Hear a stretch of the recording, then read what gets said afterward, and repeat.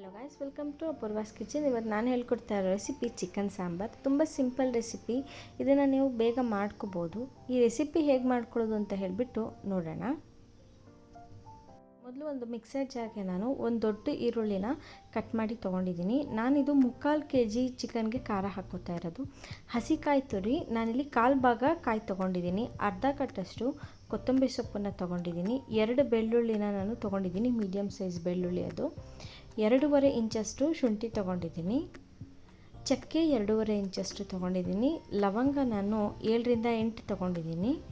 3/4 ಸ್ಪೂನಷ್ಟು ನಾನಿಲ್ಲಿ ಕೊತ್ತಂಬರಿ ಪುಡಿ ತೊಗೊಂಡಿದ್ದೀನಿ. 1.5 ಸ್ಪೂನಷ್ಟು ಖಾರದ ಪುಡಿ ತೊಗೊಂಡಿದ್ದೀನಿ. ಖಾರದ ಪುಡಿ ನಿಮ್ಮ ಮನೇಲಿ ಖಾರ ನೋಡಿಬಿಟ್ಟು ನೀವು ಸ್ವಲ್ಪ ಹೆಚ್ಚು ಕಮ್ಮಿ ಮಾಡ್ಕೋಬೋದು. ಇದನ್ನು ನೀಟಾಗಿ ನಾನು ನುಣ್ಣಗೆ ರುಬ್ಕೊಂಡಿದ್ದೀನಿ. ನಾನು ಹೇಳಿದಾಗೆ ಈ ಖಾರ 3/4 kgಗೆ ಹಾಕ್ಕೊಂಡಿರೋದು.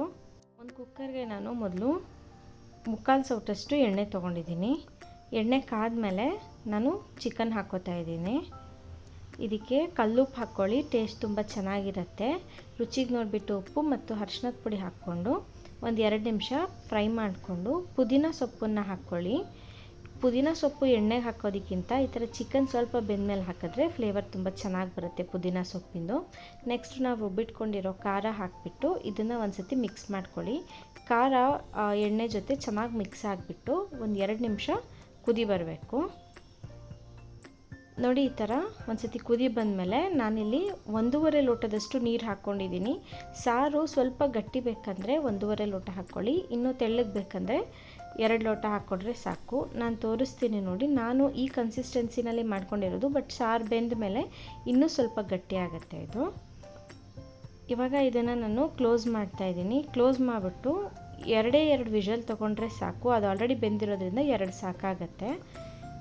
2 ವಿಷಲ್ ಆಗಿಬಿಟ್ಟು ಪ್ರೆಷರ್ ಇಳಿದಿದೆ ನೋಡಿ. ಮೇಲ್ಗಡೆ ನಾನಿವಾಗ ಸ್ವಲ್ಪ ಕೊತ್ತಂಬರಿ ಸೊಪ್ಪನ್ನು ಹಾಕ್ಕೊಂಡು ಒಂದು ಸತಿ ಮಿಕ್ಸ್ ಮಾಡ್ಕೊತಾ ಇದ್ದೀನಿ.